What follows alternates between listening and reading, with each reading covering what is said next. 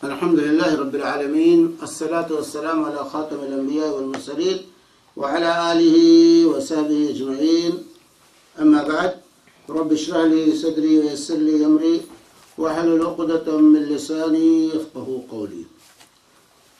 اس سے پہلے ہم جو موضوع پڑھ رہے تھے وہ مساجد کے احکام اور مسائل سے متعلق.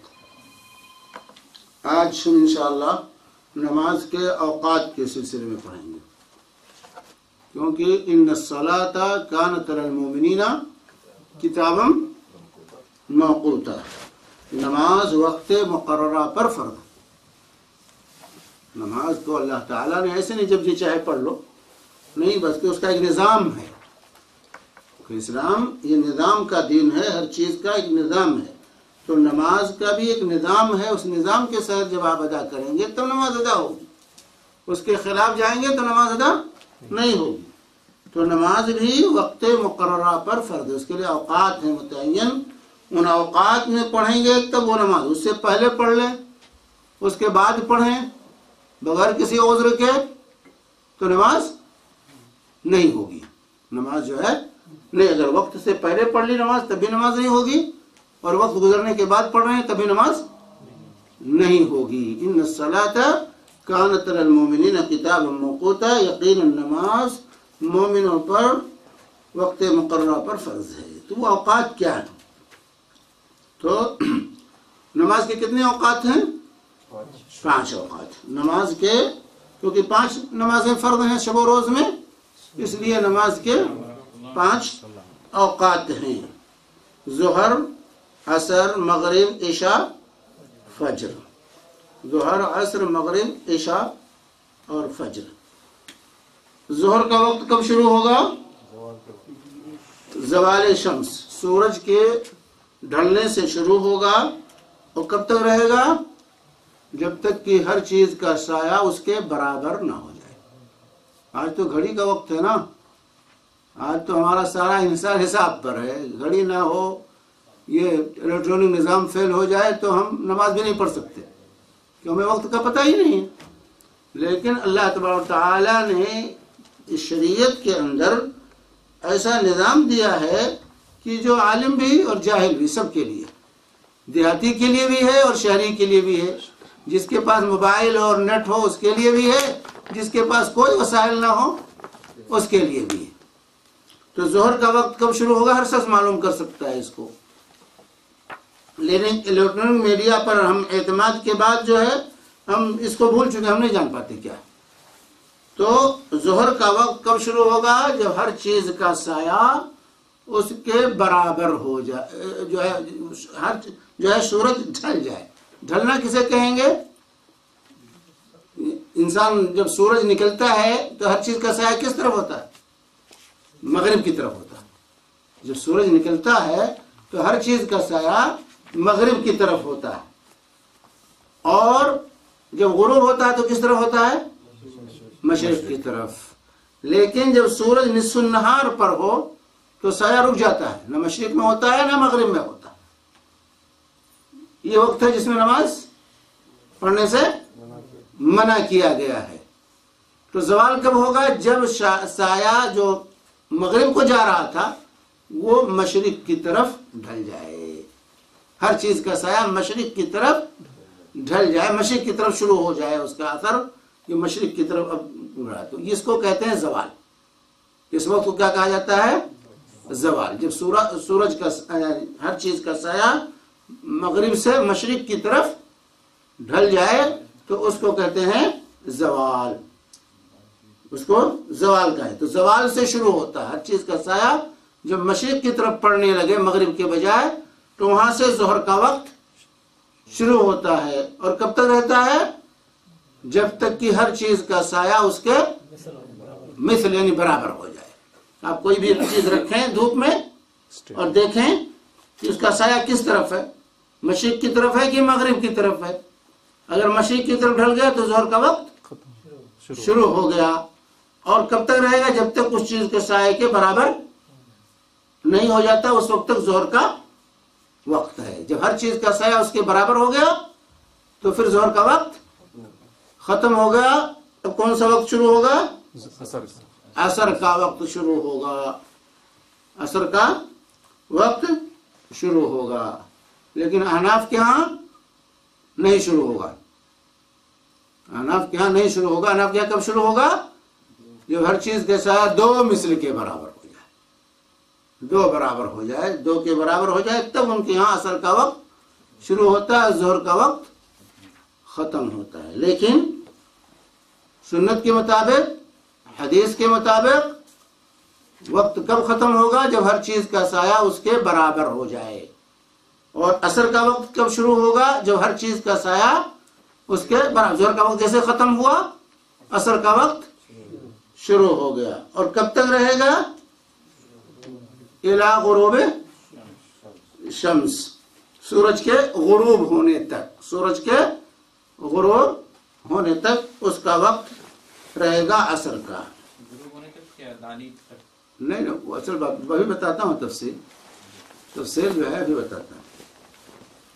سورج غروب ہونے تک تو ایک ہے وقت مختار اور ایک ہے وقت جواز۔ وقت مختار عصر کا وقت کب تک ہے؟ جب تک کہ سورج زرد نہ پڑے، جب تک کہ سورج کے اندر زردی نہ آئے، زرد نہ پڑے، جب تک کہ روشن ہو سورج، اس وقت تک عصر کی نماز پڑھ لینی چاہیے، اس سے زیادہ تاخیر نہیں کرنی چاہیے، کیونکہ اس کے بعد جو ہے بلا وجہ مؤخر کرنے سے وہ منافق کی نماز اللہ کے نبی صلی اللہ علیہ وسلم بیٹھ کے انتظار کرتا ہے، یہاں تک کہ جب سورج غروب ہونے کے قریب آتا ہے تو جو ہے وہ 2 ٹھونک مار کر کے جو ہے جلدی جلدی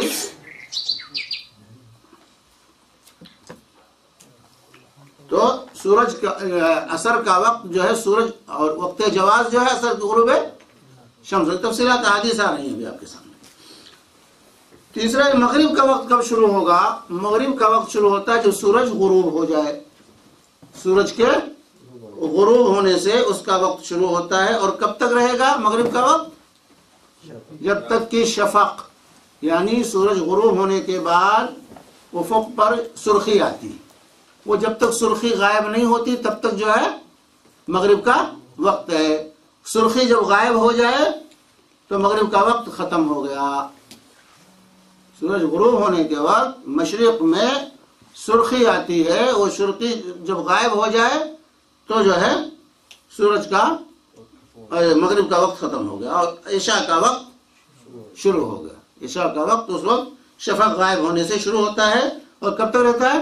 فجر کی نماز کا حکم آدھی رات سے 12 آدھی رات تک، نصف لیل تک، فجر تک نہیں، نصف لیل تک عشاء کا وقت ہے۔ آدھی رات سے زیادہ مؤخر نہیں کرنا چاہیے، آدھی رات ہی اصل وقت ہے جو ہے فجر اس کا عشاء کا۔ عشاء کا وقت شفق کے غائب ہونے سے لے کر نصف لیل تک ہے۔ ویسے علماء کی جماعت نے کہا کہ نہیں، وقت جواز جو ہے فجر تک ہے، علماء کی جماعت نے کہا فجر تک وقت جواز، وقت مختار جو ہے نصف لیل تک ہے، نصف لیل تک وقت مختار ہے۔ علماء کی جماعت کہتی ہے وقت جواز اذان فجر تک ہے، لیکن صحیح بات یہ ہے کہ وہ نصف لیل تک ہی جو ہے فجر کا وقت ہے۔ یعنی وقت مختار اس وقت پڑھ لینا چاہیے، اس سے زیادہ مؤخر نہیں، لیکن کوئی وجہ آ گئی، کسی وجہ سے تاخیر ہو گئی تو وہ ادا سمجھی جائے گی، قضا نہیں۔ یہ مطلب ہوتا ہے وقت مختار کا اور وقت جواز کا مطلب یہ ہے، وقت مختار کا مطلب اس وقت میں یہ پسندیدہ وقت ہے، اس وقت تک پڑھ لینا چاہیے، اصل وقت نہیں، لیکن جو ہے اور جو ہے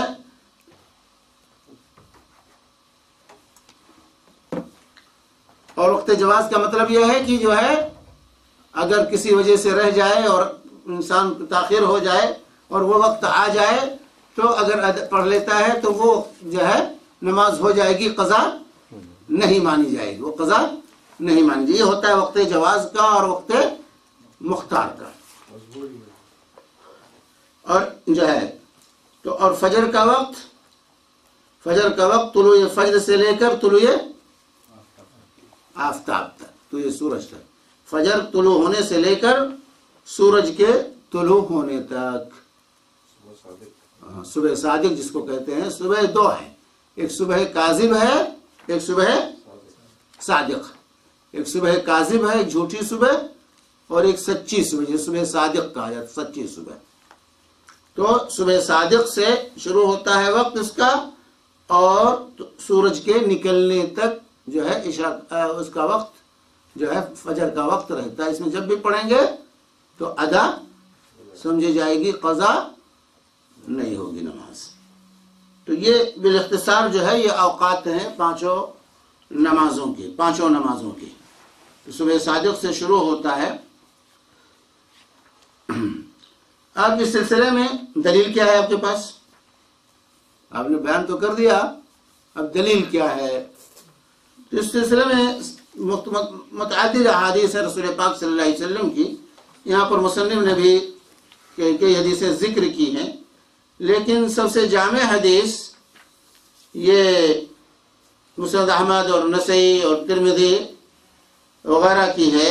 سب سے جامع حدیث ہے ترمذی، حاکم کی، دارقطنی اور بہقی کی، حضرت جابر بن عبداللہ رضی اللہ تعالی عنہ کی، جس میں جامع طور سے تمام 5 وقتہ اوقات بیان کیے گئے، جس میں حضرت جابر بن عبداللہ رضی اللہ تعالی عنہ، جس کو مصنف نے ذکر نہیں کیا اپنی کتاب میں، جابر بن عبداللہ رضی اللہ تعالی عنہ فرماتے ہیں کہ جبریل امین نبی کریم صلی اللہ علیہ وسلم کے پاس آئے. یعنی جب نماز فرض ہوئی معراج میں، جب نماز فرض ہوئی تو معراج کے بعد جبریل خصوصیت کے ساتھ نازل ہوئے تاکہ رسول پاک صلی اللہ علیہ وسلم کو نماز پڑھا کر کے وقت کی بھی تعین کر دیں کب کب پڑھنا.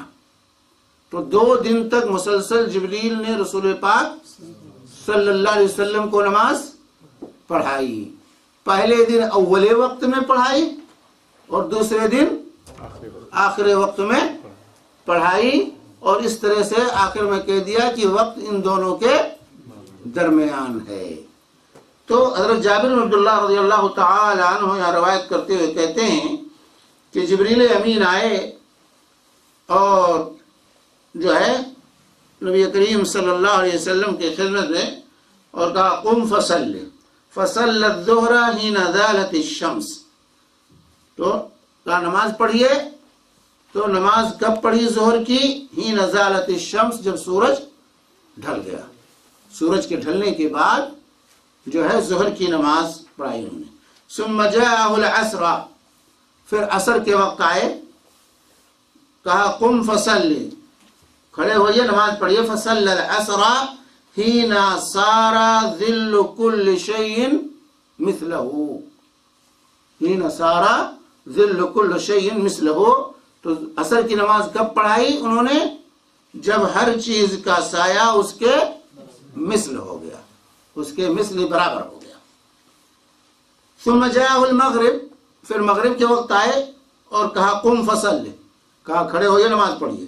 فصلی المغرب حین وجبت الشمس، تو مغرب کی نماز کب پڑھائی؟ جب سورج غروب ہو گیا. ثم جاءہ العشاء، پھر عشاء کے وقت جبریل آئے. فقال قم فصلی، کہا کہ کھڑے ہوئے نماز پڑھیے. فصلی العشاء حین غاب الشفق، تو عشاء کی نماز کب پڑھی؟ جب شفق غائب ہو گیا. جب شفق جو ہے غائب ہو گیا، یعنی جو سرخی تھی وہ ختم ہو گئی، تو اس وقت جو ہے عشاء کی نماز پڑھی. ثم جاء الفجر، پھر فجر کے وقت آئے. فقال قم فصلی، کہ کھڑے ہوئیے نماز پڑھیے. فصلی الفجر حین برق الفجر، تو فجر کی نماز اس وقت پڑھی جب فجر طلوع ہو گیا. او قال سطع الفجر، یا کہا کہ فجر بلند ہو گیا یعنی روشن ہو گیا. ثم جاءہ من الغد، یہ تو پہلے دن پڑھائی نماز انہوں نے. دوسرے دن پھر آئے ظہر کے وقت. فقال قم فصلی، کھڑے ہوئے نماز پڑھیے. فصلی الظہر حین صار ظل کل شیء مثلہ، تو ظہر کی نماز کب پڑھائی دوسرے دن؟ جب ہر چیز کا سایہ اس کے مثل ہو گیا، اس وقت جو ہے ظہر کی نماز پڑھائی. ثم جاءہ العصر، پھر عصر کے وقت آئے. فقال قم فصلی، کہا کہ کھڑے ہوئے نماز پڑھیے. فصل العصر حين صار ظل كل شيء مثله. تو عصر کی نماز کب پڑھی؟ جب ہر چیز کا سایہ دو مثل ہو گیا. عصر کی نماز کب پڑھی دوسرے دن؟ جو ہر چیز کا سایہ دو مثل کے برابر دگنا ہو گیا. ہر چیز کا سایہ دگنا ہو گیا اس کی. ثم جاء المغرب. پھر مغرب کے وقت آئے. وقتاً واحدہ. تو دونوں دن ایک ہی وقت میں مغرب کی نماز پڑھائی جبریل نے. لم يزل عنه ثم جاءه العشاء.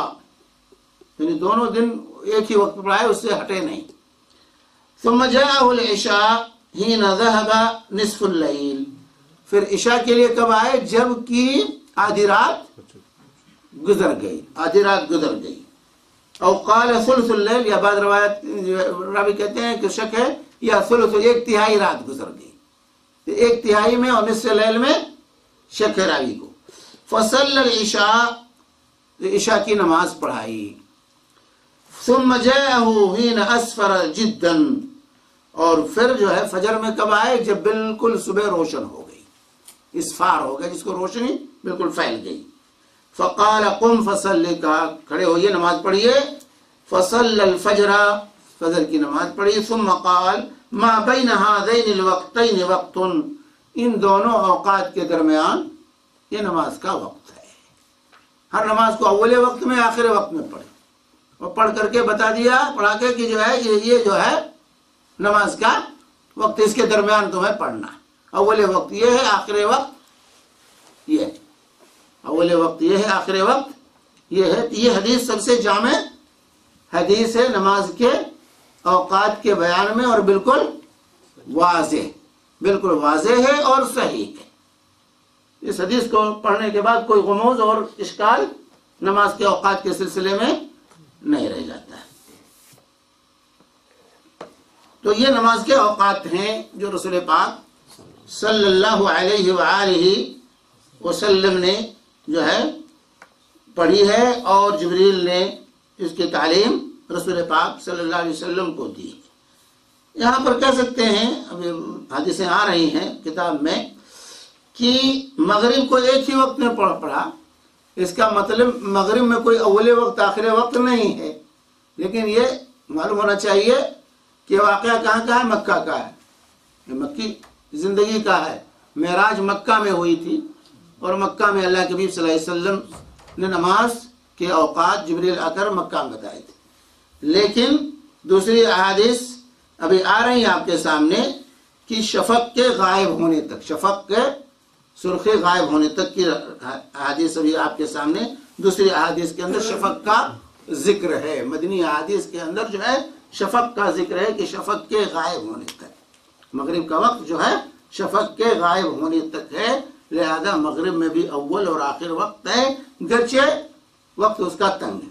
اور نمازوں کے بنسبت مغرب کا وقت جو ہے یہ تنگ ہے، لیکن اس کا بھی اول وقت اور آخر وقت ہے.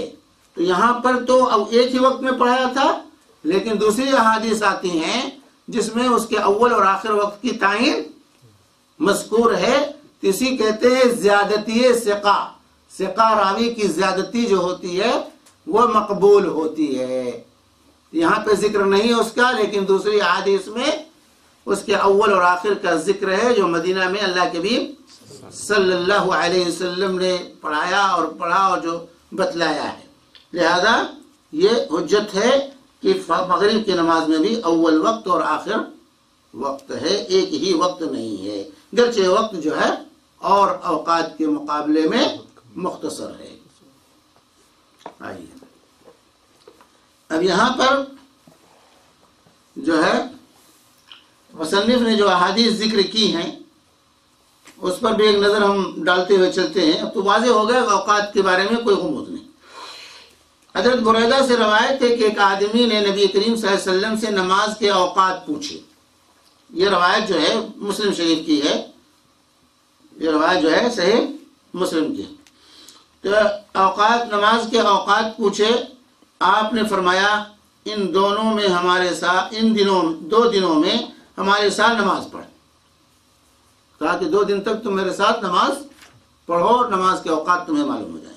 جب سورج کا زوال ہوا تو آپ نے بلال رضی اللہ تعالیٰ عنہ کو ظہر کی اذان کہنے کا حکم دیا۔ زوال کے وقت ظہر کی اذان کہلائی۔ عصر کی نماز کا اس کے بعد روایت ہے عصر کی نماز کا حکم دیا جب سورج بلند سفید اور صاف تھا، یعنی بالکل زرد نہیں پڑا تھا، جب بلندی پر تھا سورج اور جو ہے بالکل واضح تھا، اس وقت عصر کی نماز پڑھائی۔ مغرب کی نماز کا حکم دیا جب سورج غروب ہوا۔ عشاء کی نماز کا حکم دیا جب سرخی غائب ہوئی، اور فجر کی نماز کا حکم دیا جب فجر طلوع ہوئی، یعنی پانچوں نمازوں کو ان کے اول وقتوں میں پڑھایا۔ دوسرے دن بلال رضی اللہ عنہ کو حکم دیا کہ ظہر کی نماز اچھی طرح ٹھنڈی یعنی دیر کر کے، اور عصر کی نماز پڑھی جبکہ سورج بلند تھا، اور اس اول وقت سے تاخیر کی جو اس کے لیے پہلے دن تھا، یعنی پہلے دن سے مؤخر کر کے عصر کی نماز پڑھی۔ مغرب کی نماز شفق یعنی سورج کی سرخی غائب ہونے سے پہلے پڑھی، اور عشاء کی نماز 1/3 رات گزرنے پر پڑھی۔ فجر کی نماز صبح روشن کر کے پڑھی، یعنی نمازوں کو ان کے آخری اوقات میں پڑھایا، اور فرمایا تمہاری نماز کے اوقات ان دو وقتوں کے درمیان ہیں جس کو تم نے دیکھا ہے۔ دونوں اوقات میں آپ نے جبریل نے آپ کو پڑھایا تھا تو رسول پاک صلی اللہ علیہ وسلم نے پڑھایا، لیکن اس روایت کے اندر جو ہے وضاحت اوقات کی اس طرح کی تعین نہیں مذکور ہے جس طرح کی تعین جو ہے حدیث جبریل میں جو ہے جبریل کی امامت والی روایت میں وضاحت کے ساتھ جو ہے مذکور ہے، جس کے ذریعے سے ہر شخص اس کو پہچان سکتا ہے۔ دوسری روایت یہاں پیش کی ہے مصنف نے حضرت عبداللہ بن عمر رضی اللہ تعالی عنہ کی، وہ جو ہے رسول پاک صلی اللہ علیہ وسلم سے روایت کرتے ہوئے فرماتے ہیں کہ رسول پاک صلی اللہ علیہ وسلم نے فرمایا کہ نماز ظہر کا وقت سورج ڈھلنے سے شروع ہوتا ہے اور اس وقت تک رہتا ہے جب تک کہ آدمی کا سایہ اس کے قد کے برابر نہ ہو جائے۔ آدمی کا سایہ ہے کسی چیز کا سایہ، جب تک اس کے برابر نہ ہو جائے، یعنی عصر کے وقت تک۔ اور نماز عصر کا وقت اس وقت تک ہے جب تک کہ آفتاب زرد نہ ہو جائے۔ آفتاب جو ہے زرد نہ ہو جائے، جیسے میں نے کہا کہ یہ وقت مختار ہے، جب تک زرد نہیں ہو جاتا اس کا وقت ہے۔ زرد پڑ گیا تو یہ وقت جو ہے اچھا وقت نہیں ہے، یہ وقت جواز ہوگا۔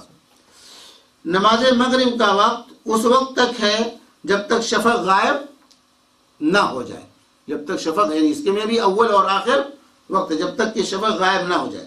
نماز عشاء کا وقت ٹھیک آدھی رات تک ہے، ٹھیک آدھی رات تک ہے۔ اور نماز فجر کا وقت طلوع فجر سے لے کر اس وقت تک ہے جب تک آفتاب طلوع نہ ہو، جب تک آفتاب طلوع نہ ہو۔ یہ روایت بھی صحیح مسلم کی، دونوں حدیثیں صحیح مسلم کی ہیں۔ نماز فجر جیسا کہ میں نے کہا کہ فجر دو ہے، ایک فجر صادق ہے، ایک فجر کاذب۔ صبح صادق، صبح کاذب کیسے پہچانیں گے کہ صبح ہوئی کہ نہیں ہوئی، فجر کاذب ہے یا صادق ہے؟ تو فجر کیسے ہم پہچانیں کہ فجر ہوئی؟ گھڑی نہیں ہمارے پاس ہے، گھڑی نہیں ہے، اذان کی آواز نہیں آ رہی ہے، ہم کہیں صحرا میں ہیں، جنگل میں ہیں، کہیں اسی جگہ ہیں، کوئی وسائل و ذرائع نہیں ہے، کیسے معلوم کریں کہ جو ہے فجر کا وقت ہوا کہ نہیں، فجر طلوع ہوا کہ نہیں؟ تو اس کی علامت اللہ کے رسول صلی اللہ علیہ وسلم نے اندھا نہیں چھوڑا۔ چنانچہ مستدرک حاکم کی روایت ہے، حضرت جابر رضی اللہ تعالی عنہ روایت کرتے ہیں کہ رسول پاک صلی اللہ علیہ وسلم نے فرمایا الفجر فجران، فجر دو ہیں، فجر دو ہیں، اما الفجر الذي يكون كذنب السرحان فلا يحل الصلاة ويحل الطعام۔ جو فجر بھیڑیے کی دم کی طرح نمودار ہو تو وہ اس سے نماز یعنی فجر کی نماز حلال نہیں ہوتی، یعنی نماز کا وقت نہیں ہوتا۔ اور یحل الطعام، لیکن اس سے کیا ہوتا ہے، سحری آپ کھا سکتے ہیں، ابھی صبح نہیں ہوئی، اس کا مطلب صبح کاذب جسے کہتے ہیں، صبح کاذب میں آپ سحری کھا سکتے ہیں لیکن نماز فجر نہیں پڑھ سکتے ہیں۔ اس کی علامت کیا ہے کہ ذنب السرحان، بھیڑیے کے دم کی طرح ہوتا ہے، تھوڑا سا وہ ظاہر ہوتا ہے، روشنی جو ہے تھوڑا سا آتا ہے، روشنی پھیلتی نہیں ہے افق پر روشنی پھیلتی نہیں ہے صبح کی، بلکہ تھوڑا سا نمودار ہوتا ہے. اما الذي يذهب مستطيلا في الافق فانه يحل الصلاة ويحرم الطعام.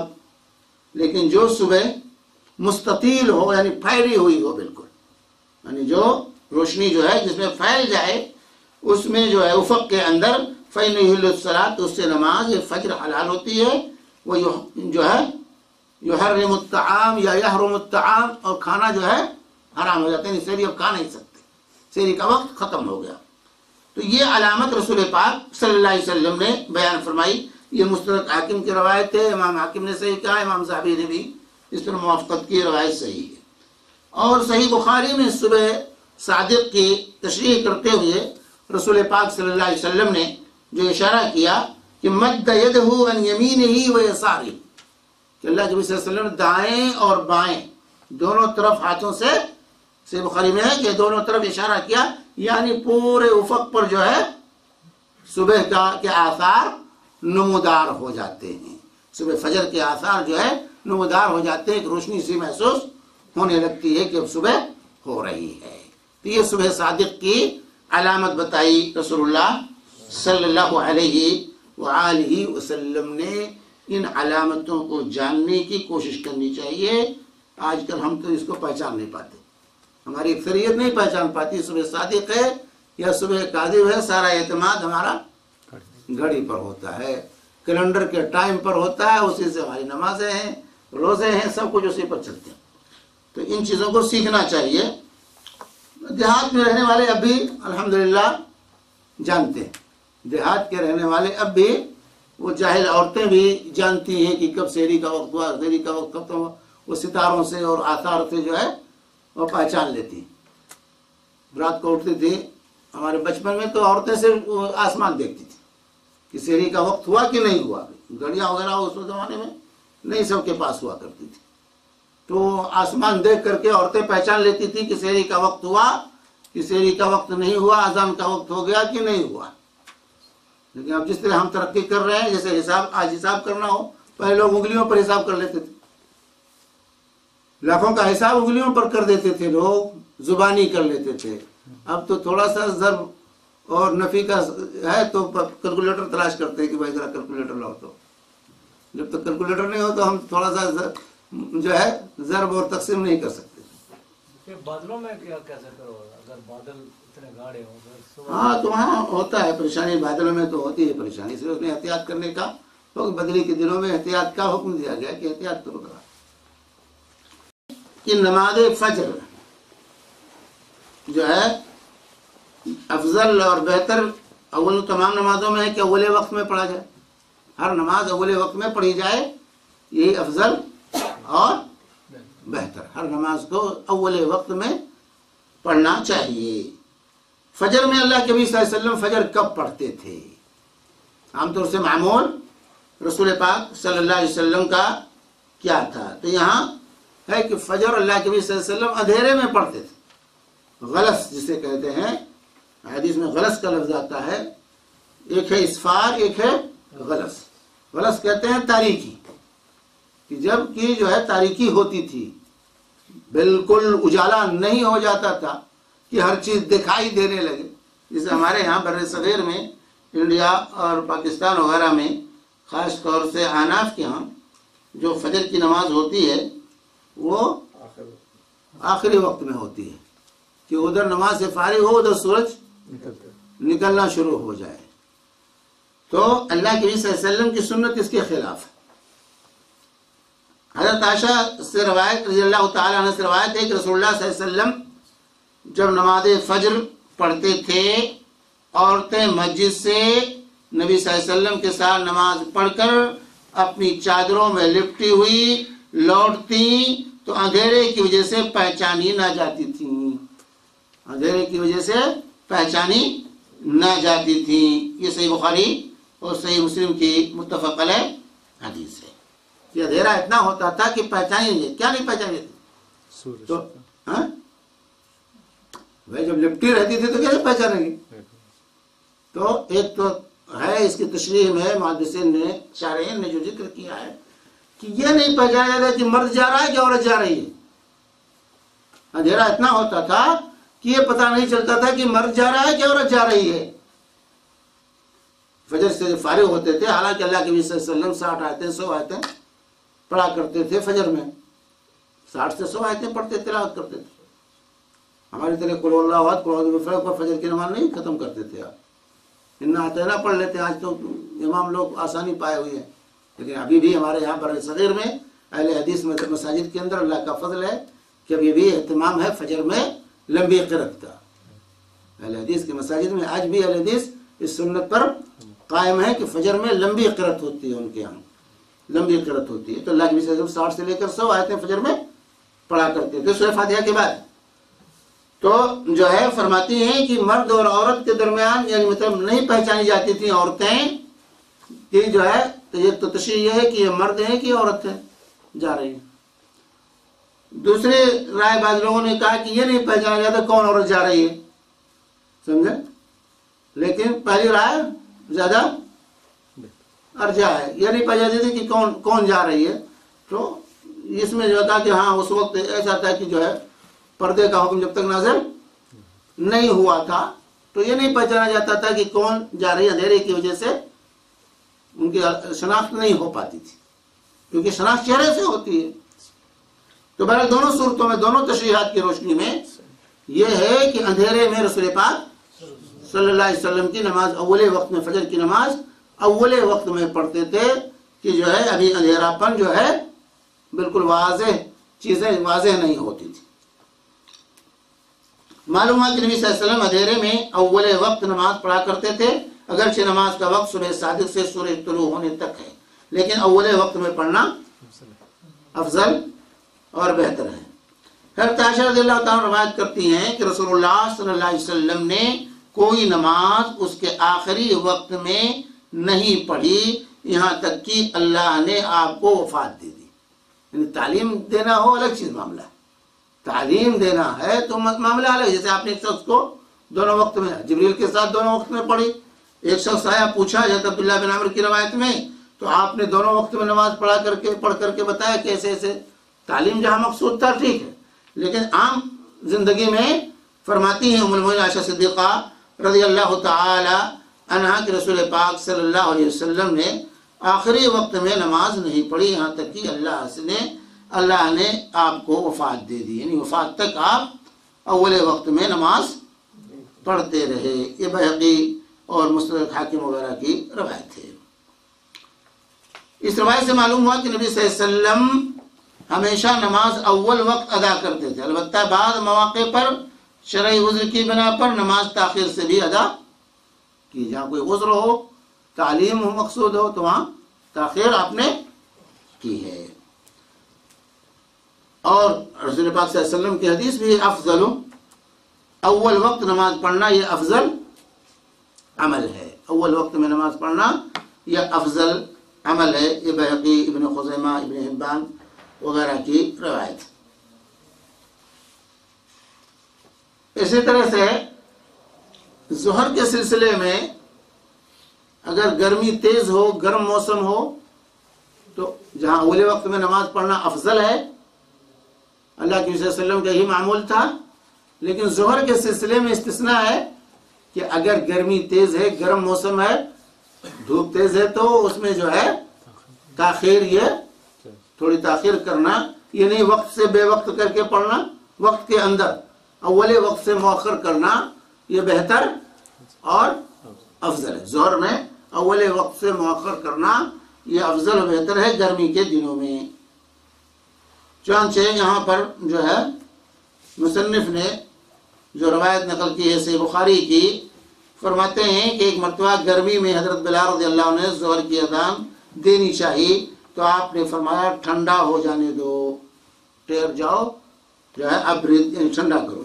گرمی کی شدت جہنم کی جوش سے، ان شدت الحر من فیح جہنم، گرمی میں جو شدت ہے یہ جہنم کی سانس کا اثر ہے.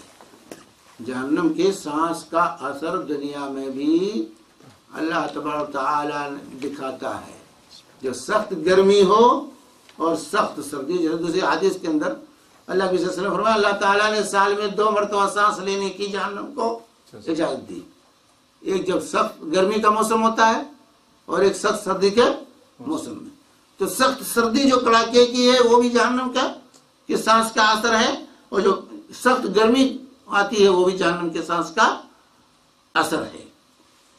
تو یہاں پر جو ہے اللہ کے رسول نے فرمایا گرمی کی شدت جہنم کے جوش سے ہے. گرمی کی شدت میں اس وقت ٹھہرو کہ ٹیلوں کے سائے نظر آنے لگے، ٹیلوں کے سائے نظر آنے لگے. یہ صحیح بخاری کی روایت ہے. تو اس سے یہ معلوم ہوا کہ ظہر کی نماز گرمیوں میں تھوڑی تاخیر سے پڑھنی چاہیے جبکہ سایہ بالکل نمایاں ہو جائے. اسی طرح دوسری حدیث بھی ہم مسلم نے بخاری اور مسلم کی متفق علیہ روایت پیش کی ہے. حضرت ابو رضی اللہ تعالیٰ روایت کرتے ہیں کہ رسول اللہ صلی اللہ علیہ وسلم نے فرمایا جب گرمی سخت ہو تو نماز ظہر ٹھنڈے وقت میں پڑھو، نماز ظہر ٹھنڈا کر کے پڑھو، ٹھنڈے وقت میں پڑھو. تو اس سے جو ہے ان تمام روایتوں کا خلاصہ یہی ہے کہ گرمیوں میں ظہر کی نماز تھوڑی اول وقت سے ہٹ کر پڑھنا چاہیے. ٹھنڈے وقت کا یہ مطلب نہیں ہے کہ عصر کی نماز کے وقت پڑھو. مصنف کہتے ہیں کہ عصر کے یہ مطلب ٹھنڈا کرنے کا نہیں ہے کہ عصر کے وقت جا کر کے ظہر کی نماز پڑھو، بلکہ مراد یہ ہے کہ شدت کی گرمی میں سورج ڈھلتے ہی فوراً نہ پڑھو، تھوڑی دیر کر لو، تھوڑی دیر کر لو. حضرت انس رضی اللہ عنہ روایت ہے کہ جب سردی ہوتی تو رسول اللہ صلی اللہ علیہ وسلم نماز ظہر پڑھنے میں جلدی کرتے، یعنی سورج ڈھلتے ہی پڑھ لیتے تھے، سورج ڈھلتے ہی پڑھ لیتے. یہ بھی بخاری وغیرہ کی روایت ہے. تو ان روایات کا خلاصہ وہی آپ کے سامنے بات آ چکی کہ ظہر کی نماز میں گرمیوں میں تھوڑی تاخیر کرنی چاہیے، جبکہ تمام نمازوں کا اول وقت میں پڑھنا افضل اور بہتر ہے. اللہ کی عشاء کی نماز کا بھی معاملہ ہے کہ اللہ کے رسول صلی اللہ علیہ وسلم فرمایا کہ لولا ان شق علی امتی لأخرت العشاء الى ثلث الليل، کہ اگر میں اپنی امت میں کو مشقت میں مبتلا ہوتا ہوا نہ پاتا تو عشاء کی نماز کو 1/3 رات تک مؤخر کر کے پڑھتا. لیکن چونکہ امت کا اس میں جو ہے امت مشقت میں مبتلا ہو جاتی، اس لیے عشاء کی نماز آپ اول وقت میں ہی عام طور سے پڑھا کرتے تھے، اول وقت میں، تاکہ لوگوں کو مشقت نہ ہو، کیونکہ لوگ تھکے آ رہے ہیں، سونا ہے، آرام کرنا ہے، تو ان کے لیے. تو اب جو لوگ جاگتے ہیں یعنی جن پر جماعت واجب نہیں ہے، جن خواتین ہیں، اگر وہ تاخیر سے پڑھتی ہیں تو بہتر ہے. آج کل تو 12 بجے سے پہلے کوئی نہیں سوتا ہے. جب 2 ثلث گزر جاتا، 12-1 بجے تک 2 ثلث رات گزر جاتی ہے، آخری ثلث آخری تہائی رات شروع ہوتی ہے 12 بجے کے بعد. آج کل حساب کریں آپ غروب شمس کا، غروب کا اور طلوع فجر کا، تو 1 بجے تقریباً جو ہے 12:30-1 بجے جو ہے آپ کو ثلث اخیر شروع ہو جاتا ہے، آخری تہائی رات شروع ہو جاتی ہے. اس وقت تک سب لوگ جاگتے رہتے ہیں، اور جب جاگنے کا وقت ہوتا ہے تو وہ سو جاتے ہیں. جو ثلث اخیر ہے جب اللہ تعالیٰ آسمانی دنیا پر نزول فرماتا ہے تو اس وقت ہم سب خواب خرگوش میں مدہوش ہوتے ہیں. تو بہرحال جو ہے عشاء کی نماز جو ہے بھی اللہ کی وجہ سے اول وقت میں پڑھتے تھے، لیکن آپ کو پسند تھا کہ ثلث اخیر تک اس کو، ثلث لیل تک جو ہے 1/3 رات تک شروع کے 1/3 رات تک اس کو مؤخر کر کے پڑھیں. لیکن چونکہ اس میں مشقت تھا اس لیے آپ نے اس پر عمل نہیں کیا. بس اوقات آپ نے پڑھی ہے، تاخیر کی ہے، لیکن آپ کا عمل جو تھا عام عمل تھا کہ اول وقت میں عشاء کی نماز آپ پڑھتے تھے تاکہ لوگوں کو مشقت نہ محسوس ہو. تو یہ تو اوقات صلاۃ کی تفصیل آپ کے سامنے آ چکی ہے. اب جو ہے جمعہ کی نماز کا کیا وقت ہے، جمعہ کی نماز کا وقت کیا ہے، تفصیل سے جو ہے ظہر کے ذکر کیا. تو ظہر کے ضمن میں جمعہ کا بھی یہاں پر مصنف نے ذکر کر دیا ہے. حضرت انس رضی اللہ عنہ سے روایت ہے کہ نبی کریم صلی اللہ علیہ وسلم جمعہ کی نماز اس وقت پڑھتے جب سورج ڈھل جاتا، جب سورج جو ہے ڈھل جاتا ہے. یہ بخاری کی روایت ہے. سورج ڈھلتے ہی اللہ کے نبی صلی اللہ علیہ وسلم، تو اس کا مطلب ہوا کہ ظہر کا جو وقت ہے وہی جمعہ کا وقت. اس حدیث سے معلوم ہوا کہ ظہر کا جو وقت ہے وہی جمعہ کا وقت ہے، کیونکہ اس روایت میں حضرت انس کی یہ ہے کہ اللہ کے رسول صلی اللہ علیہ وسلم سورج ڈھلتے ہی جمعہ کی نماز پڑھتے تھے۔ اور اسے دوسری روایت یہ بھی بخاری اور کی ہے اور مسلم کی بھی متفق علیہ ہے، سہل بن سعد رضی اللہ تعالیٰ روایت کرتے ہیں کہ ہم جمعہ پڑھنے کے بعد کھانا کھاتے اور دوپہر کا آرام یعنی قیلولہ کرتے تھے۔ روزانہ ظہر سے پہلے قیلولہ ہوتا تھا، یہ سن لیجئے۔ رسول پاک صلی اللہ علیہ وسلم کے زمانے میں قیلولہ کب کرتے تھے؟ ظہر سے پہلے۔ اور ابھی ماضی قریب تک جو ہے عربوں میں قیلولہ ظہر سے پہلے ہوتا تھا۔ جب تک یہ نیا نظام نہیں چلا تھا، لوگ 10 بجے تک اپنے کھیتوں میں کاروبار میں ہوتے تھے، 10 بجے گھر پہنچتے تھے، کھانا کھاتے تھے اور سو جاتے تھے۔ پھر ظہر کے وقت قیلولہ سے فارغ ہو کر اٹھ ظہر کی نماز پڑھتے تھے، اس کے بعد کوئی سوتا نہیں تھا، سمجھے؟ لیکن اب جو ہے معاملہ الٹ گیا ہے، ڈیوٹیاں ہیں، یہ ہے وہ ہے، اب تو عصر بعد قیلولہ کرتے ہیں لوگ، ظہر بعد بھی آج موقع نہیں۔ نئے نظام کے تحت اب ظہر بعد بھی لوگوں کو قیلولے کا موقع نہ کھانے کا موقع نہیں ملتا، اب عصر بعد کھاتے بھی ہیں، عصر بعد آرام بھی کرتے ہیں۔ تو بہرحال سہل بن سعد رضی اللہ تعالیٰ کہتے ہیں کہ ہم جمعہ پڑھنے کے بعد کھانا کھاتے اور دوپہر کا آرام یعنی قیلولہ کرتے تھے، یعنی جمعہ اولے وقت میں پڑھ لیتے تھے، جلدی پڑھتے تھے، اور جو ہے قیلولہ بعد میں کرتے تھے، قیلولہ بعد میں کرتے تھے۔ اور جو ہے اسی طرح سے بعض روایات سے پتہ چلتا ہے کہ ہم سایہ تلاش کرتے تھے جمعہ کے بعد، گھر واپس ہونے کے لیے سایہ تلاش کرنے کی ضرورت پیش آتی تھی، یعنی بالکل اول وقت میں پڑھ لیتے۔ اسی لیے امام احمد بن حنبل رحمہ اللہ کیا ہے کہ زوال سے پہلے جمعہ کی نماز قائم کی جا سکتی ہے، زوال سے پہلے جو ہے جمعہ کی نماز پڑھ سکتے ہیں، کیونکہ یہ روایت سے اس طرح کیا کہ جو ہے اس وقت جو ہے سایہ نہیں ہوتا، سایہ کی تلاش کرنی پڑتی تھی سایہ جو ہے۔ تو بہرحال اصل ہے کہ زوال کے وقت جمعہ بڑے خطبہ پہلے شروع کر دے وہ الگ چیز معاملہ ہے، لیکن جمعہ کی نماز جو زوال کے بعد ہے۔ حضرت روایت کرتے ہیں کہ جمعہ کی نماز سردیوں میں جلد پڑھتے اور سخت گرمی میں دیر کرتے تھے، یہ بھی بخاری کی روایت ہے۔ سردی اور گرمی میں جمعہ کی نماز میں کہتے ہیں فرق ہوتا تھا، سردیوں میں جلد پڑھ لیتے تھے اور گرمیوں میں تھوڑی تاخیر سے پڑھتے تھے۔ اور آج ہمارے یہاں تو تمام نمازیں مردہ کر کے پڑھی جاتی ہیں، ظہر بھی جمعہ بھی تاخیر سے پڑھتے ہیں، ظہر بھی تاخیر سے پڑھتے ہیں، عصر بھی، فجر بھی۔ یہ صرف مغرب کی نماز جو ہے وقت پر بر صغیر میں پڑھی جاتی ہے، باقی جو ہے یہ ظہر، عصر اور جو ہے فجر، یہ تینوں نمازیں احناف کے مساجد میں مردہ کر کے پڑھی جاتی ہیں۔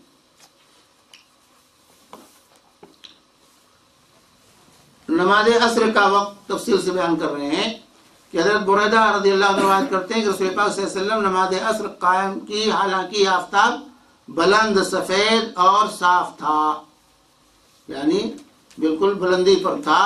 اس سے پہلے آ چکا ہے کہ ایک سایہ ہو جائے جو ہر چیز کا، تو ایک سایہ سے لے کر 2 سایہ ہونے تک، دوہرا سایہ ہونے تک جو ہے یہ عصر کا جو ہے اچھا وقت ہے۔ اس میں جو ہے حضرت یہ روایت بھی مسلم شریف کی تھی۔ حضرت انس بن مالک کہتے ہیں رضی اللہ تعالیٰ عنہ کہتے ہیں کہ رسول اللہ صلی اللہ علیہ وسلم نماز عصر پڑھتے تھے اور آفتاب بلند زردی کے بغیر روشن ہوتا تھا۔ اگر کوئی شخص نماز عصر کے بعد مدینہ شہر سے عوالی کہتے ہیں مدینہ کے نواحی علاقے، بستیاں جو ہیں، جاتا تو جب ان کے پاس پہنچتا تو سورج ابھی بلند ہوتا، اور عوالی مدینہ بعض مقامات یعنی 8 میل کے فاصلے پر واقع، 7-8 میل کا فاصلہ ہوتا تھا مسجد نبوی سے، اتنی دور چل کے جاتا تھا انسان، تب بھی سورج جو ہے بلندی پر ہوتا تھا، تب بھی سورج بلندی پر ہوتا تھا عصر کے بعد۔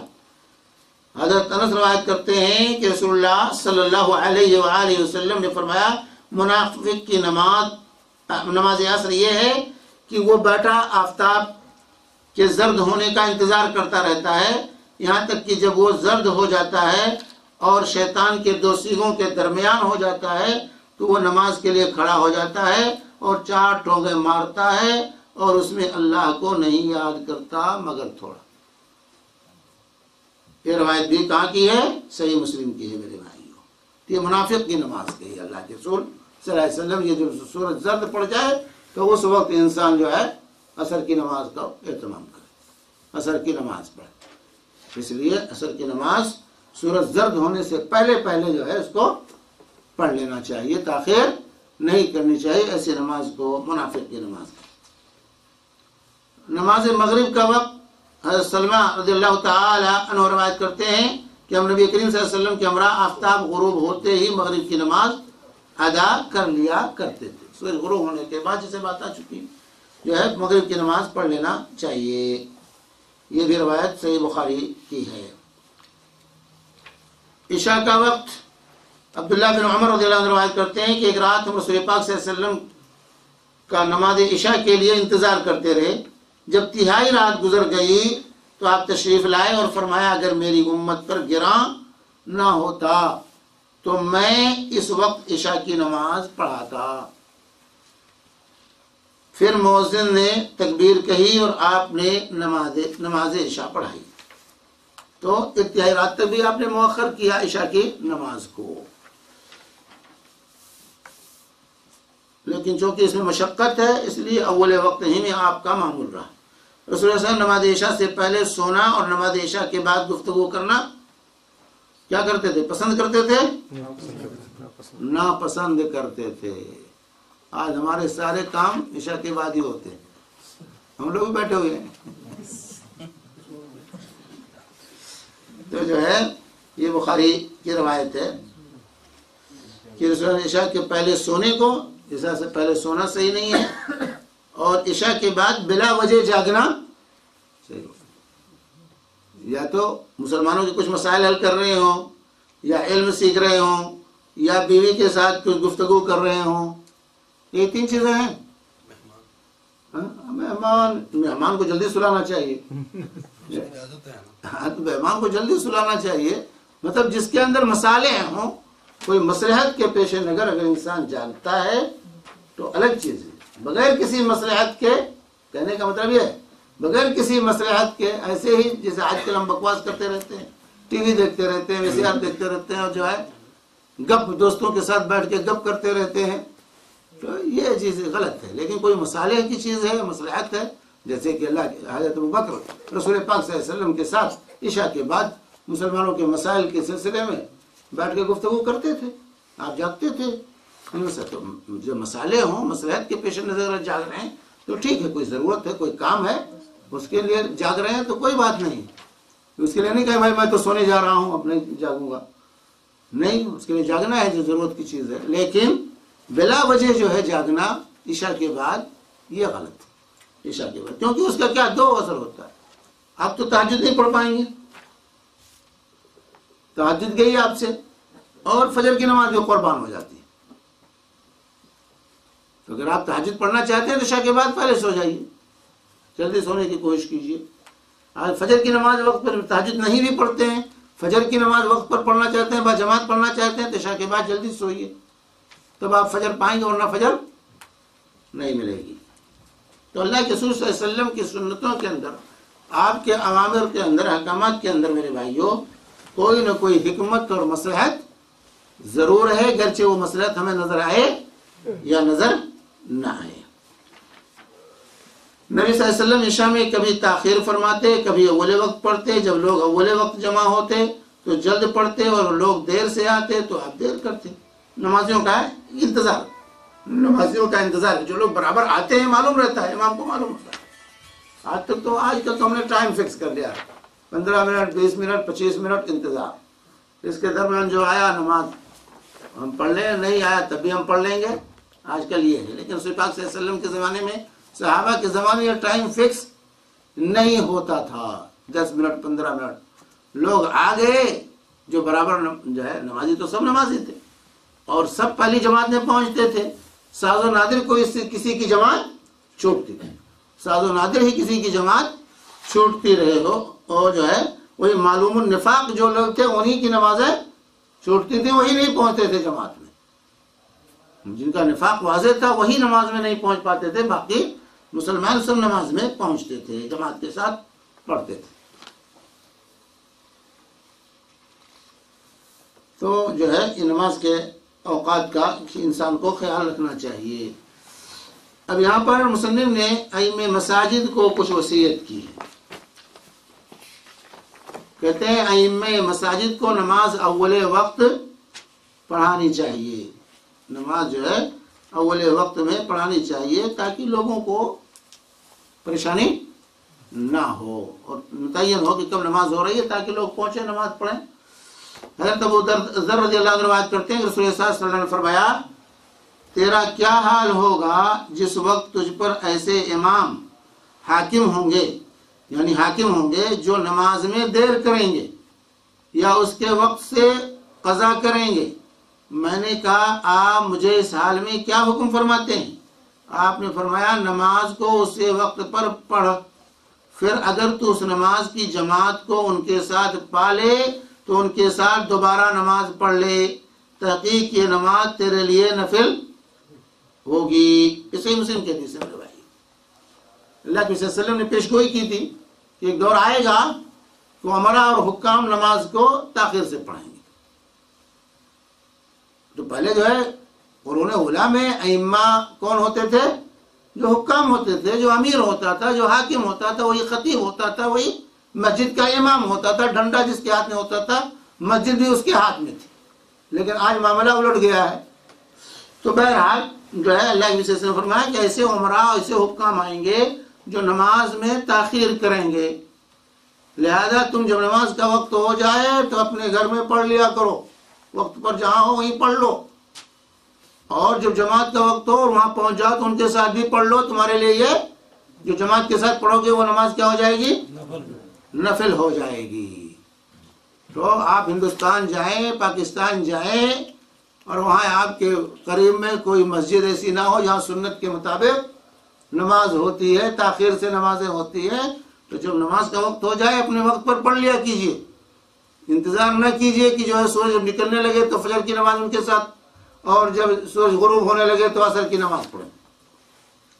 تو اللہ کے وسلم نے فرمایا کہ جب وقت ہو جائے پڑھ لو، پھر ان کے ساتھ بھی جو ہے موقع ملے تو ان کے ساتھ بھی پڑھ لو، اگر پہنچ جاؤ مسجد میں تو ان کے ساتھ بھی پڑھ لو، جو ہے وہ تمہارے لیے نفل ہو جائے گی، وہ تمہارے لیے نفل ہو جائے گی۔ لیکن یہ فجر میں نہیں کر سکیں گے کہ فجر کے بعد تو آپ کو فرض نماز کے بعد اور نفل نماز نہیں پڑھنا ہے جب تک طلوع آفتاب نہیں ہوتا؟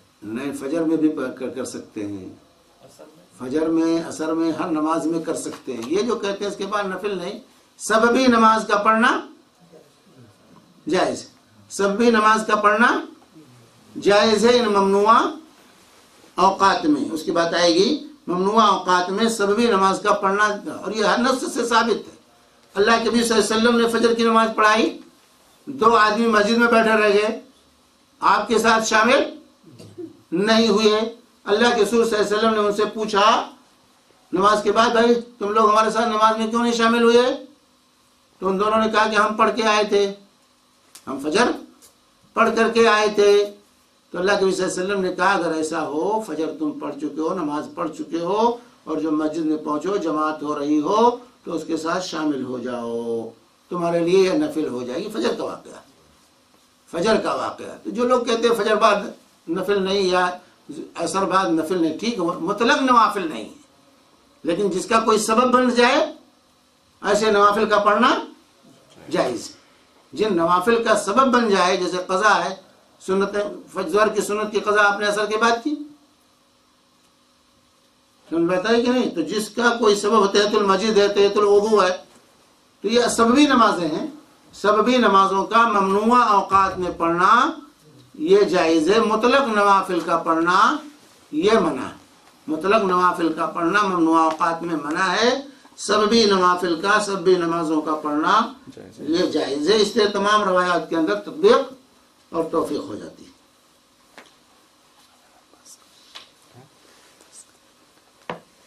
حضرت عبادہ بن صامت رضی اللہ تعالیٰ عنہ روایت کرتے ہیں کہ رسول پاک صلی اللہ علیہ وسلم نے فرمایا تحقیق تم پر میرے بعد ایسے حاکم ہوں گے، امام ہوں گے، حاکم ہوں گے جن کو بعض چیزیں وقت پر نماز پڑھنے سے باز رکھیں گی یہاں تک کہ اس کا وقت جاتا رہے گا. پس نماز وقت پر پڑھو اگرچہ تنہا پڑھنی پڑے. پھر اگر ایک شخص بولا اے اللہ کے رسول صلی اللہ علیہ وسلم میں ان کے ساتھ بھی نماز پڑھوں, آپ نے فرمایا ہاں, تاکہ اختلاف نہ ہو مسلمانوں میں. اور جب حاکم ہو, حاکم سے مخالفت کریں گے تو باقیوں میں آپ کا نام آ جائے گا کہ تو نماز میں نہیں آتا, اس کا مطلب حکومت سے ناراض ہے. سمجھے؟ اس لیے آپ نے کہا کہ آپ اس کے ساتھ نماز امام کے ساتھ بھی پہنچ جاؤ, اس کے ساتھ بھی نماز پڑھ لیا کرو. یہ ابو داؤد کی روایت ہے. تو یہ جو ہے ان اوقات کی پابندی کرنی چاہیے اور وقت سے بے وقت نماز نہیں کرنا چاہیے. تو یہاں ایک سوال پیدا ہوتا ہے شیخ, اب تو معاملہ ہی مختلف ہے. اب تو معاملہ مختلف ہے. اب تو حکام کا تو سوال ہی پیدا تھا. ابھی فرض نماز بھی بڑے شکر کرتے ہیں, چلو بھائی پہاڑ سر سے اترا پڑھ لی ہے ہم لوگوں نے, اکیلے پڑھ لی جیسے پڑھ لی, تو جماعت کے ساتھ دوسرے کون شامل ہوتا ہے؟ اب تو نوافل نہیں پڑھتے, سنت موقدہ نہیں لوگ پڑھتے, ویسے پڑھنے کون جائیں گے. ابھی اپنے شباب فجر کی نماز میں دیکھیں نا آپ, یہاں جو ہے اچھے نمازی لوگ جو ہے آج کل جو ہے فجر میں نہیں پہنچتے. کب پڑھتے ہیں فجر؟ جب ڈیوٹی پہ جانا ہوتا ہے تب پڑھتے ہیں. الارم لگائیں گے جب ڈیوٹی کا وقت ہوگا. وہ نمازیوں کے حال یہ ہے میرے بھائی. تو ڈیوٹی کے لیے تو اٹھ جائیں گے, نماز کے لیے نہیں اٹھ پائیں گے, کہیں گے نیند میں خلل. افسوس کی چیز ہے. اب کیا بولے, ظہر کی سنت اگر چھوٹ گئی تو اثر کے بعد پڑھ سکتے؟ اگر وہ چاہیے تو تھا کہ ظہر کے بعد پڑھ لیں آپ, اثر تک لمبا ٹائم ہے, لیکن نہیں ہو, کوئی چیز ایسی مشغولیت ہو گئی نہیں پڑھ سکے تو اثر کے بعد پڑھ سکتے ہیں. اللہ کے رسول نے قضا کی ہے. تو قضا نماز کے لیے, سبھی نمازوں کے لیے ممانعت کا وقت نہیں ہے. سبھی نمازوں کے لیے ممانعت کا وقت نہیں ہے. اور چیزیں آ رہی ہیں جو ہے اس سلسلے میں انشاءاللہ. اگر یہ وتر رات میں کبھی پڑھے نہیں, چھوٹ گئی, تو کیا کرنا چاہیے؟ ہاں, وتر نہیں پڑھے تو دن میں پڑھ لیں اس کو. صحیح مسلم کی روایت ہے, اللہ کے رسول صلی اللہ علیہ وسلم کے سلسلے میں عائشہ صدیقہ رضی اللہ تعالی عنہا کہتے ہیں کہ جس دن اللہ کے نبی صلی اللہ علیہ وسلم جس رات نماز نہیں پڑھ پاتے تھے تو آپ دن میں, رات میں 11 پڑھتے تھے, دن میں 12 رکعت پڑھتے تھے. یصلی 12 رکعت, 12 رکعتیں پڑھتے تھے. تو اگر وتر کی نماز رہ جائے رات میں تو آپ سورج نکلنے کے بعد پڑھیں, اور 3 پڑھتے تھے تو 4 پڑھیں, 1 پڑھتے تھے تو 2 پڑھیں, 5 پڑھتے تھے تو 6 پڑھیں, 7 پڑھتے تھے تو 8 پڑھیں. جفت کر دیں. ہاں, جفت کر دیں اس کو جفت کر دیں, یہی بہتر اور افضل ہے, کیونکہ رسول اللہ صلی اللہ علیہ وسلم کا یہی عمل ہے. فجر کی اذان میں اگر اٹھ گئے تو تب نہیں پڑھنا چاہیے. فجر کے بعد جو ہے آگے بحث آ رہی ہے, پڑھیں گے کہ نہیں پڑھیں گے. فجر کے بعد صرف رکعتي الفجر اللہ کے رسول صلی اللہ علیہ وسلم پڑھتے تھے, لیکن پھر بھی بعض علماء نے قضا کی, یہ وتر کے قضا کی اجازت دی ہے. بعض علماء نے اجازت دی ہے, لیکن بہتر ہے کہ اللہ کے رسول رات میں صبح پڑھتے تھے, دن میں پڑھتے تھے, دن میں پڑھنا چاہیے. شیخ مغرب اور اقامت اور اس کے اذان کے درمیان 2 ہی رکعت پڑھنا ہے, اس سے زیادہ بھی پڑھ سکتے؟ مغرب میں اذان اور اقامت کے درمیان صرف 2 رکعت, زائد نہیں پڑھ سکتے. ہمیں زائد نہیں پڑھنا, 2 رکعت ہے. تحیت المسجد کے علاوہ, تحیت المسجد کے علاوہ 2 رکعت مغرب کی سنت ہے. وہ مغرب سے پہلے مغرب کی 2 رکعت سنت غیر موقدہ یا سنت مستحبہ ہے. وہ جو ہے تحیت المسجد نہیں ہے. تحیت المسجد وہ نہیں ہے, وہ مغرب کی جو پہلے سنت ہے, صلو قبل المغرب, صلو قبل المغرب, صلو قبل المغرب لمن شاء, کہ مغرب سے پہلے پڑھو, مغرب سے پہلے پڑھو, مغرب سے پہلے پڑھو جو چاہے. تو وہ سنت مستحبہ ہے, جسے انس کہتے ہیں کانو یتبادرون الی السواری, بخاری کی روایت, کہ مغرب کی اذان سنتے ہی صحابہ مسجد کے ستونوں کی طرف سبقت کرتے تھے, اور اتنی کثرت سے یہ سنت پڑھتے تھے کہ نیا داخل ہونے والا مسجد میں سمجھتا تھا کہ مغرب کی نماز ہو گئی ہے, یہ بعد کی سنتیں لوگ پڑھ رہے ہیں. سمجھ بتائیں؟ تو مغرب سے پہلے 2 رکعت ہے. بین کل اذانین صلاۃ, اللہ کے رسول فرماتے ہیں کہ ہر اذان اقامت کے درمیان نماز ہے. شیخ, یہ ظہر کی نماز کو گرمی کی شدت میں مؤخر کرنا اس وقت سے, یہ سنا ہے علم سے کہ یہ پہلے تھا، اس کے بعد اللہ کے رسول صلی اللہ علیہ وسلم نے اول وقت میں ہی گرمی کی شدت میں بھی پڑھنا ہی اس کو. ایسی بات، ایسی تو کوئی چیز شیخ نہیں. صحیح مسلم میں ایک حدیث ہے، ہاں کیا ہے؟ صحابہ کہتے ہیں کہ ہم نے اللہ کے رسول کی طرف شکوہ کیا کہ سجدے میں کنکریاں گرمی کی شدت کی وجہ سے تنگ کرتی ہیں، تو آپ نے وہ شکوہ قبول نہیں کیا ہمارا. گرمی کی شدت کی وجہ سے تنگ کرتی ہیں نا، جی. تو اسی لیے تو عبرات کا حکم دیا کہ ٹھنڈا کر کے پڑھو. نہیں، انہوں نے یہی کہا تھا کہ ٹھنڈا کر کے پڑھنے دیجیے ہمیں، یا آپ ٹھنڈا کر کے پڑھیں، تو آپ نے وہ شکوہ قبول نہیں کیا. شکوہ قبول نہیں کیا. شکونا الی رسول اللہ صلی اللہ علیہ وسلم حر رمضان فلم یسکنا. ہاں تو ہو سکتا ہے اس کے بعد بھی گرم رہتا ہو، اس سے تو تعین نہیں ہوتی نا عبرات کی. عبرات مطلب کتنا بھی عبرات کریں تو اتنا ٹھنڈا تو نہیں ہوگا گرمی ختم ہو جائے. بالکل گرم تو رہے گا ہی، گرمی تو رہے گی ہی، اتنا ٹھنڈا تو نہیں ہو جائے گا کہ ٹھنڈا ہو جائے، زمین بھی ٹھنڈی ہو جائے. کیونکہ جب ایک ہی مثل تک ہے اس کا وقت، ایک ہی مثل تک جب وقت ہے تب تو اتنی سرد نہیں ہوگی کہ زمین ٹھنڈی ہو جائے، زمین گرم رہے گی. ویسے بھی عرب کی زمین جو ہے اس کے اندر تو ہے شدت ہے، گرمی ہے ہی. اثر کے بعد بھی ٹھنڈا نہیں ہوتا. ہاں اس کے بعد بھی زمین نہیں ٹھنڈی ہوتی ہے.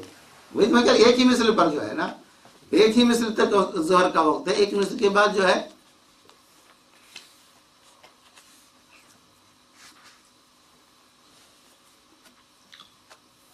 کہ حناف کے یہاں جو نماز آخری وقت میں پڑھنے کا رواج یہاں تک کہ علماء نے تو یہاں تک لکھا ہے کہ جو لوگ بعض لوگوں نے یہ کہا کہ اس وقت تھا، اب اگر ایک شخص تنہا پڑھ رہا ہے، گھر میں پڑھ رہا ہے، تو وہ جو ہے عبرات نہ کرے، اول وقت میں پڑھے. تو کہا نہیں، یہ حکم سب کے لیے، چاہے آپ جماعت کے ساتھ پڑھ رہے ہوں، مسجد جا کے پڑھ رہے ہوں، تنہا پڑھ رہے ہوں، سب کے لیے عبرات کا یہ استحباب ہے.